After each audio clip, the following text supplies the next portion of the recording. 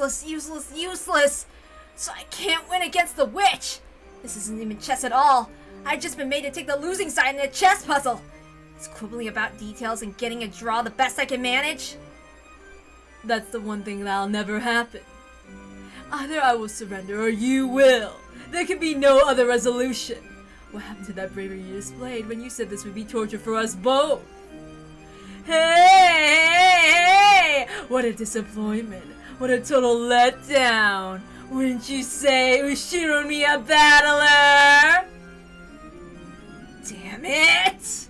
What should I do? What should I do? I can see it. I can see the face flare. I can place checkmate. Oh, crap. Let me try again. Damn it! What should I do? What should I do? I can see it. I can see the place where I have face checkmate. Ah, it's useless. It's useless. All my hard-fought moves have been nothing more than me desperately moving my king around, running away from check. No matter how many times I move, I can't escape from check. So even without waiting for the next several moves, I can see checkmate in my future. Ah, damn it!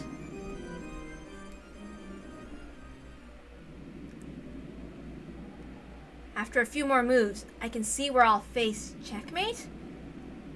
Don't give up, Ushiro, battler. If I can see myself getting closed in upon, then if I spin the chessboard around, I should be able to anticipate her next move, right? Remember what Kyrie said. When you're thinking about something, and the closer you get to the very, very end, the easier it becomes to anticipate. Spin it around. Spin the chessboard around.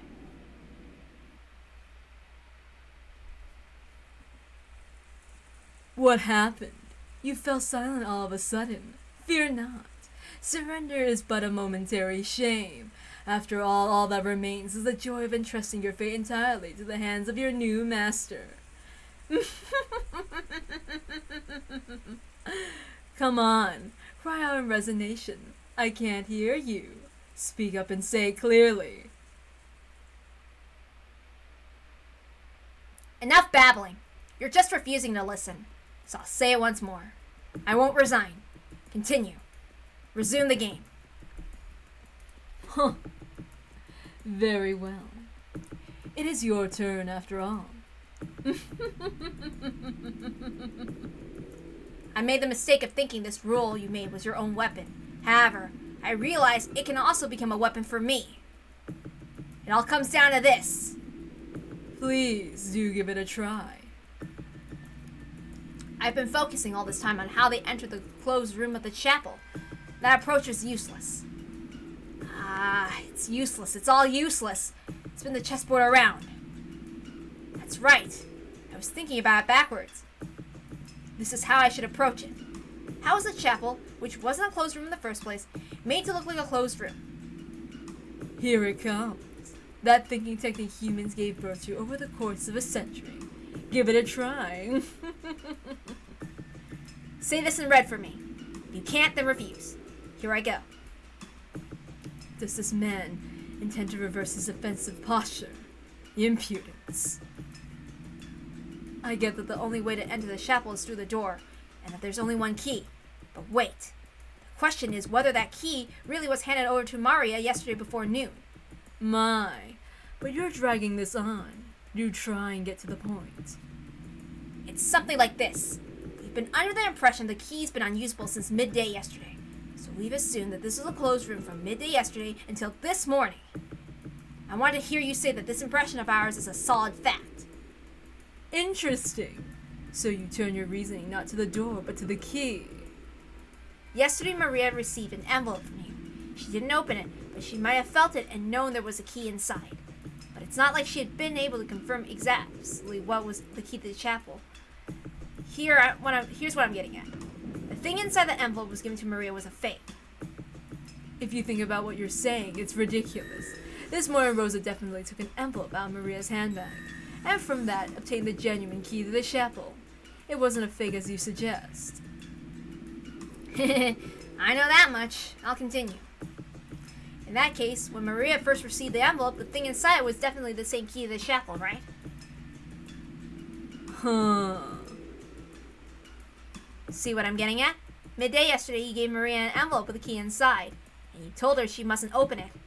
Maria probably realized it had a key inside. Later on, Aunt Rosa used that thing inside the envelope to open the door to the chapel. And that's why we assumed it was the key to the chapel all along. This is the suspicious part. So is this what you're trying to say?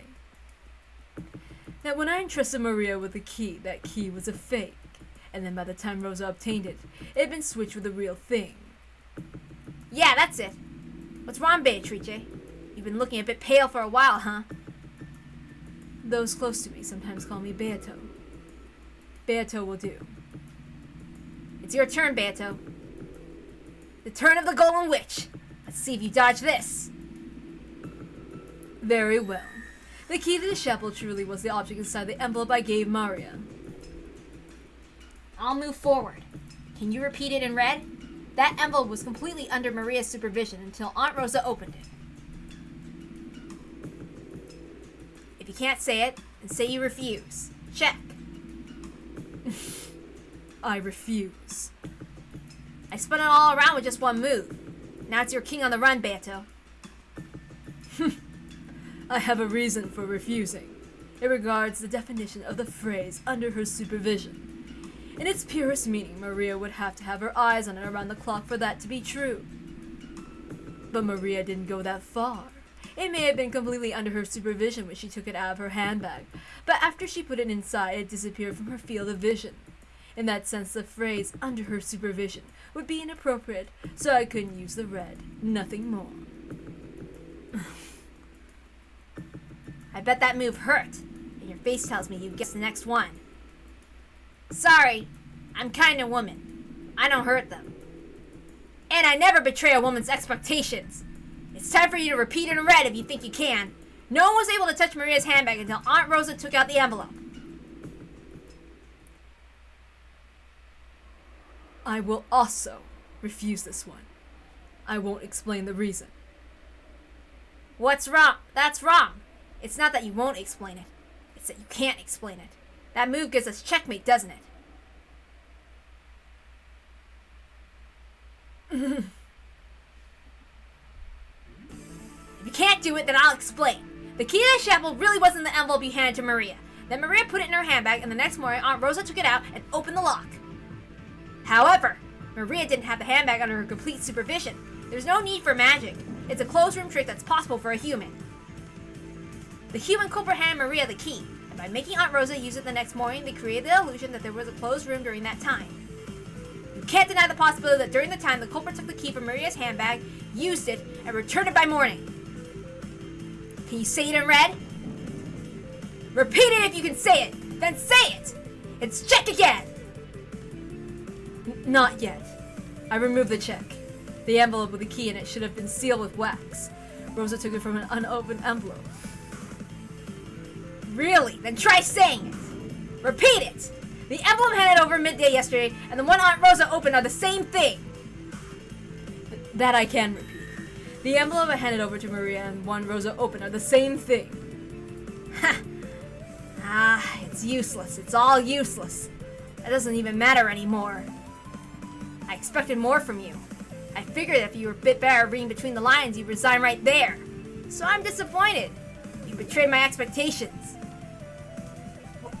What? Who cares if the envelopes were the same? Envelopes can be sealed with wax over and over. The key is inside is what's important. This time it's all over, Golden Witch. It's a real checkmate. I'll say it one more time. Repeat it. If you can say it, try saying it. The key to the chapel inside the envelope Maria received wasn't used even once until Aunt Rosa opened the envelope.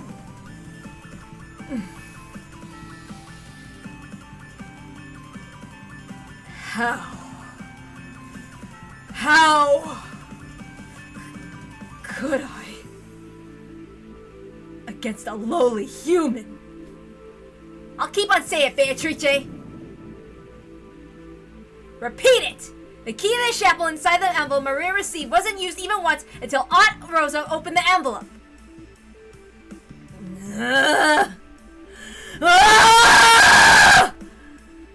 If you're gonna yell, then say you resign. This sells it. This is the truth. Before Aunt Rosa obtained Maria's key this morning, at one point, it passed to someone else's hands. Then they used it, unsealed it, and returned to Maria's hand. Oh, I messed up. Then they used it, resealed it, and returned it to Maria's handbag, making it look like it had been used. This is a trick with a cheap loophole. The assumption that the key wasn't used because the sealing wax wasn't open. Checkmate! There's no magic, and it's nothing more than a trick that's possible for humans. In that case, who do you say stole the key? Try answering. This time, you try repeating it. That's right. I'm making you repeat things all the time. I'll probably have to answer every once in a while. But I refuse! My condition for victory is denying a witch's existence. I'll prove that this impossible crime was done with your magic was actually possible by human hands. I smashed your clothes room with something even possible for humans. However, I won't specifically investigate who the culprit is. Because I believe in humans. Because I definitely won't accept that there's a person among us who would steal the key from Maria, use it, and do something so horrible.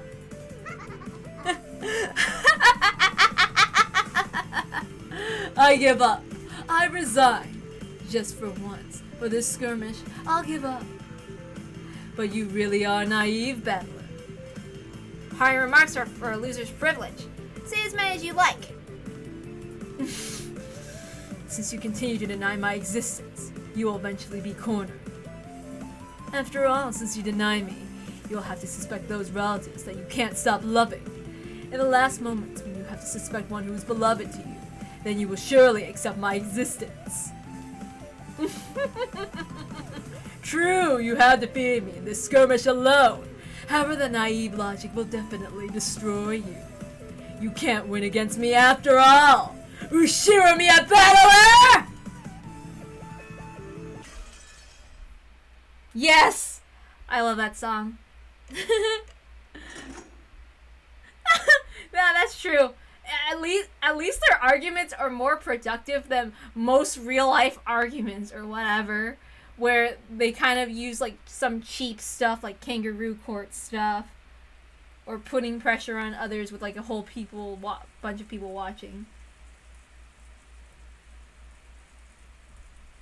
Oh yes.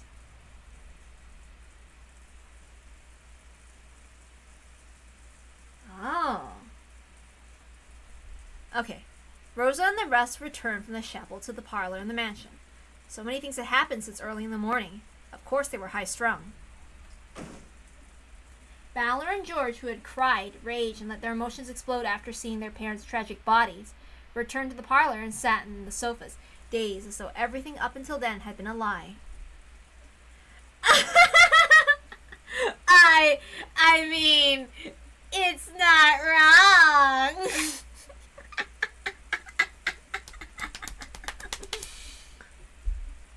Only Maria was completely unchanged and looked just like normal. When she wasn't playing pranks, she was basically a kid who played wordlessly by herself. So even when she was dazed, she'd probably look just as she did. But as she turned on the TV and flipped through the channels, it looked as though nothing about her had changed from normal.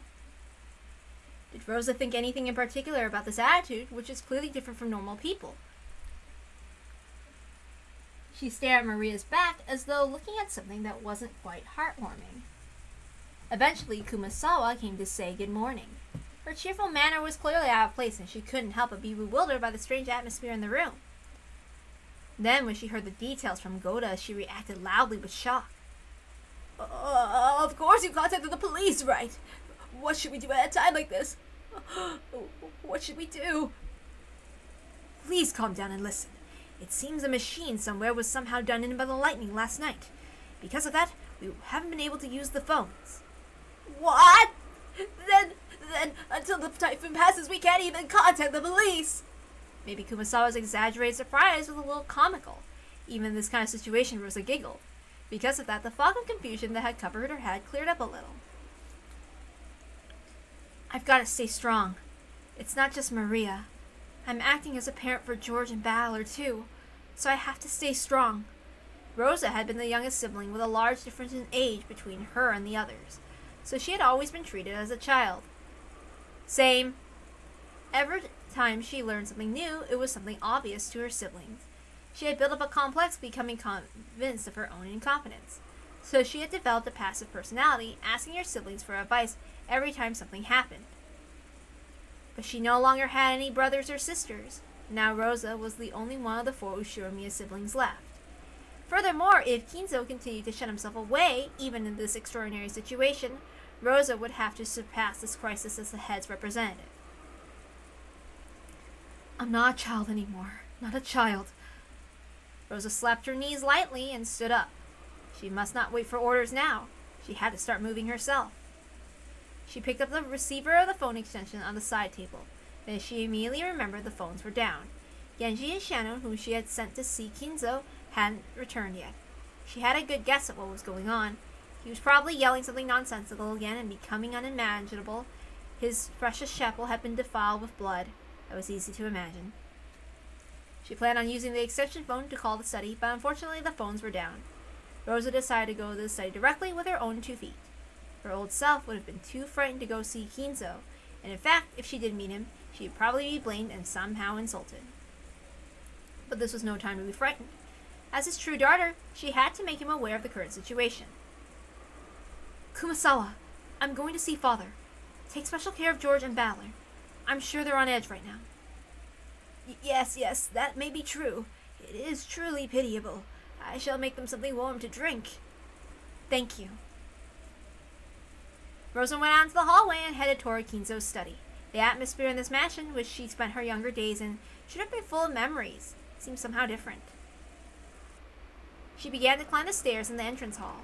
Just then, in the faint darkness down the stairs behind Rosa's back, something glowed. It was a single fluttering gold butterfly. It fluttered around and sparkled. That butterfly danced about without a sound. It was only natural.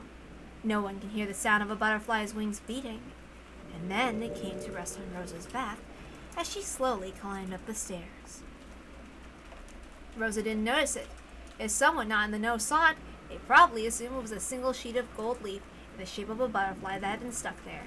Without noticing a thing, Rosa continued heading toward Kinzo's study.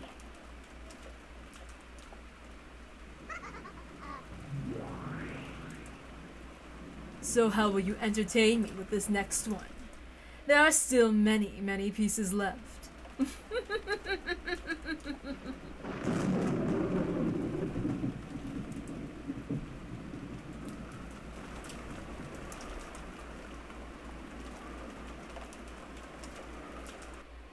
In the parlor, which had fallen silent again, the only sound was that of the TV that Maria was watching alone.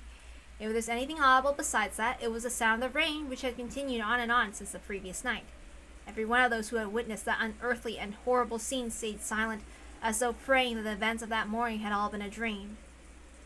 Because Kumasawa alone hadn't seen it, her reaction was slightly different. The silence itself seemed more unbearable to her, and she was anxious to encourage everyone somehow. However, she was aware she must avoid saying anything careless, and she seemed to be pondering how she could be most helpful. Normally, it would be time for breakfast. However, possibly because of something so outrageous had happened, Goda had seemed to have forgotten to prepare a meal. Or maybe everyone was so beaten up they'd forgotten their hunger. Kumasawa wanted to bring up the subject of what they should do for breakfast, but it didn't seem like the right atmosphere, so she really couldn't. But she was really hungry, so she casually made a proposal. It seems everyone is tired after all that has happened. In times like this, I think the best thing to do is to heat yourself up with some warm black tea. Indeed, that is an excellent plan. I agree as well. How about some delicious black tea with biscuits and jam? Ah, yes, I hear Halloween will be here soon. We'll have some delicious-looking pumpkin-shaped cookies on the shelf. Ah, Kumasawa, that's... Of course she had said the wrong thing. She reminded Balor and the rest about the horrible and tragic Halloween party in the chapel. Nanjo hurriedly whispered into Kumasawa's ear, "Oops! Kumasawa always making everybody upset on accident." Balor, I'm so sorry. I didn't mean to upset you. Surely I didn't. No, don't worry about it. I'll definitely turn this boiling anger back on the culprit. I wonder if that culprit is still on the island. Probably. At least until the typhoon passes, no boat will come. Yes, that is true. After all, the boats stop coming even when it's just a little windy. They certainly wouldn't come during a typhoon, yes. It creeps me out. You think so, Aniki? Me too. And that's even putting aside whether the culprit that's mystery guess or not. Indeed, we've naturally suspected the mysterious guest who calls herself Beatrice, but we still can't be certain that she's the culprit. There's still some possibility she's a victim whose corpse still hasn't been found. When I think of it that way, there's something I just can't understand. What do you mean by that? It's simple. It's just like Kumasawa said a short while ago. Right now this island is right in the middle of a typhoon and escape is impossible. The same thing goes for the culprit. In that case, having the crime come to light should have been the thing the culprit wanted to avoid the most. I see. So there was no need to draw that creepy magic circle on the entrance to the chapel and show off the fact the corpses were there. Yeah, that's it. If they were able to take some time and effort to do something so horrible to the 6 people, it should have been possible for them to hide the 6 corpses where they'd be impossible to find. I agree that brutal Halloween party probably wasn't directed at those who died. It was directed at the people who would eventually discover it, us. It's probably safe to say that Magic Circle was there to help us find it. The culprit knows they won't be able to escape from this island for a while, and yet they acted as though they wanted to make us find the corpses in the middle of this typhoon. What does it mean? If I were the culprit, I definitely wouldn't play around and make us find the bodies. Beatrice was not in her room, and the room did not seem particularly disturbed. I know Milady did disturb it quite a lot, though. Come to think of it, what happened to Jessica? Cannon is looking after her. They are probably in Milady's room. That isn't good. The culprit is definitely still on the island. In this situation, I don't believe it's a very good idea to isolate ourselves in small numbers. What do you mean by that? You don't mean to say the culprit plans to kill us all? Oh. Let's remain calm. That is not yet certain. But unfortunately, we can't deny the possibility exists. This letter was in the chapel. According to this, the culprit's the witch. If we don't solve the riddle of Grandfather's epitaph and find the gold, then massacre the whole family, or something like that. Is that true? Would you allow me to read it as well?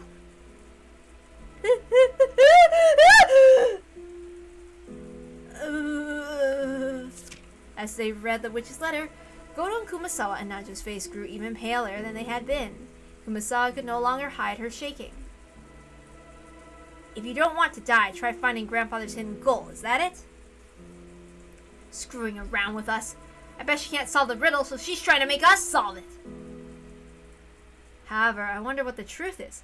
Madame has always stated the legend of the gold was nothing more than an illusion created by the master. It is doubtful whether it actually existed. True, supposedly they thought it would be nice if it did exist, but only half believed it. The relatives started believing in the legend of the gold only after Kinzo's health worsened and the inheritance problem came up. Until then, hardly anyone believed in it, I understand. Oh, so maybe that's why. Do you remember? On the table in the chapel, there were 3 gold ingots. That alone would be worth quite a lot. Doesn't that prove the legend of the gold was real?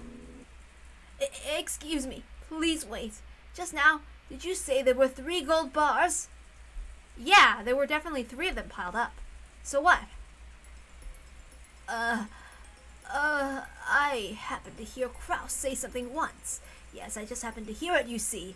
It's not like I was trying to listen in on the secret discussion. No, indeed. Don't worry about that now. So, then what? Is there something wrong with there being the 3 of those gold bars? Yes, according to Kraus, there were only 1 bar ever found to support the legend of the gold. That is correct. I believe Kinzo showed the president of Maruso a mountain of gold and let him take 1 bar back with him, or so the story goes. That 1 bar came to be in Kraus's possession, and he said that no other gold supporting the master's legend of the gold existed. You're talking about Uncle Kraus here. So what does that mean? No, wait, 3? Wait. Where'd they come from? That's too many, right? Perhaps there's another explanation. Maybe the other relatives also found 1 each. They each brought 1 of them there. No, I cannot believe that. When all the relatives came to the mansion, I was entrusted with their luggage. I did not feel a suspicious weight back then. I think those would weigh about 10 kilograms. If that much weight was in their bags, even I would notice. but it didn't seem that way. Same here. At the most, there were some changes of clothes, a first aid kit, and Kiri's makeup, stuff like that, I think. Aunt Rosa's luggage also looked pretty light. I almost said kid. God damn it. In that case, those 3 piled up gold bars are being shown to them, or maybe to us. The legend of the gold is definitely real. It isn't an illusion. They tell us to try to find out the secret if we can. Could they be scheming to have us solve the epitaph, which points where the gold is hidden, and then try to snatch it away? Yeah, that does make some sense, but there's a couple of parts that don't fit. To start, our parents, who should have been the most likely to solve the epitaph, were killed first. That seems to create a contradiction right off the bat to me. And something else makes even less sense. If the legend of the gold is actually true, then how are they able to pile up all that gold? It's almost like the culprit's already found the gold, and is telling us to try to find it too. Maybe the culprit found those 3 like Uncle Kraus did. Maybe that convinced them the legend is true and they're trying to make us search for the rest. I think that way fits best. The pieces on chessboard aren't lined up at all. We don't have a clue what the culprit's planning, what they want, or what they want to make us do. Is there any point? No matter what we think, is there anything we can figure out right now? It was written down. What she wanted to make us do. Couldn't anyone read it? Maria suddenly laughed in a creepy voice. I thought she'd been concentrating on the TV, but apparently she'd been listening in too. Without turning away from the TV, she simply told us what we were forgetting. Beatrice hasn't said once that she wants the gold. All she's asking is whether you're all capable of solving the epitaph's riddle or not. Though I'll bet she's pretty sure you could never do it.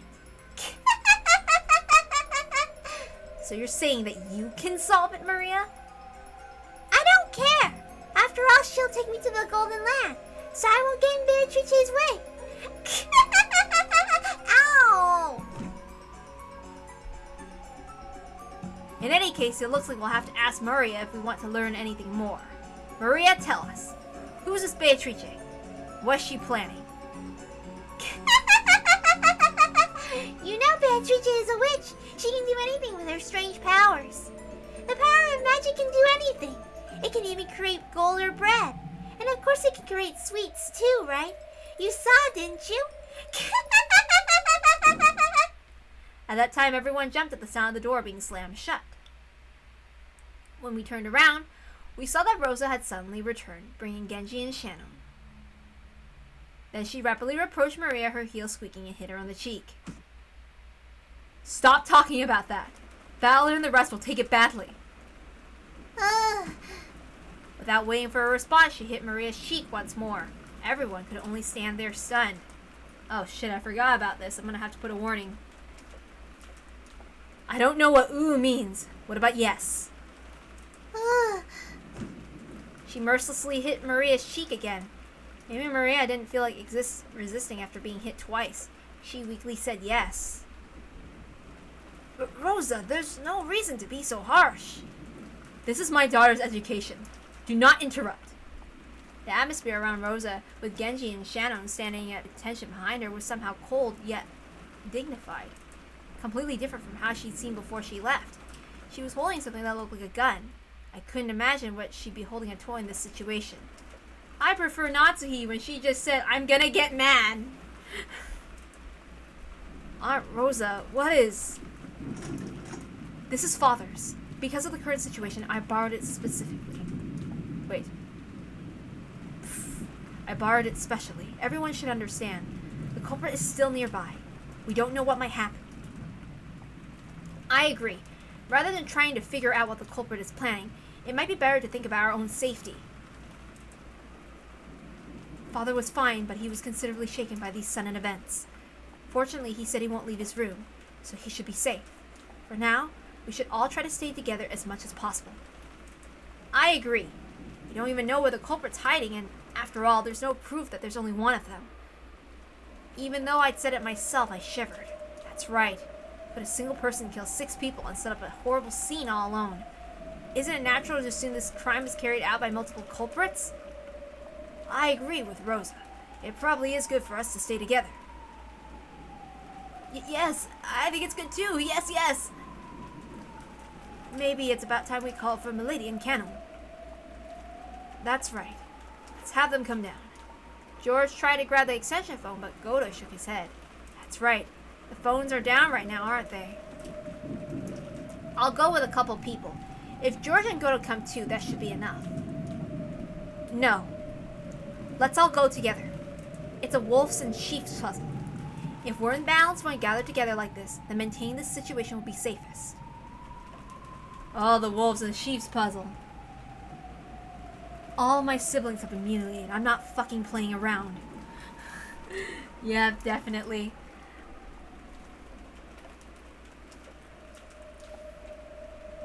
That's one thing that I do like about Rosa. At times, she can be pretty protective, even though she kind of fails at everything else in a sense. A wolves and sheep's puzzle? Ah! I've got it! I'll show you! Maria, turn off the television. Genji, please tell me where Jessica's room is. Let's all go together. Yes, I will guide you. Come on, everyone. We'll move together. Follow my instructions.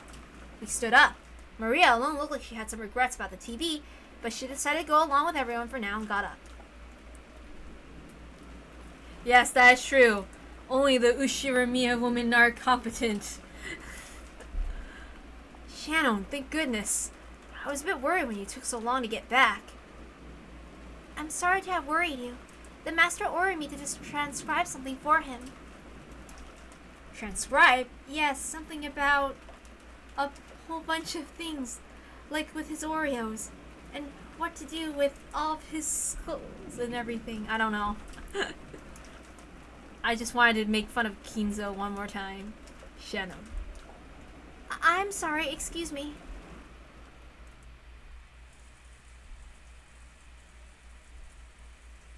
We headed for Jessica's room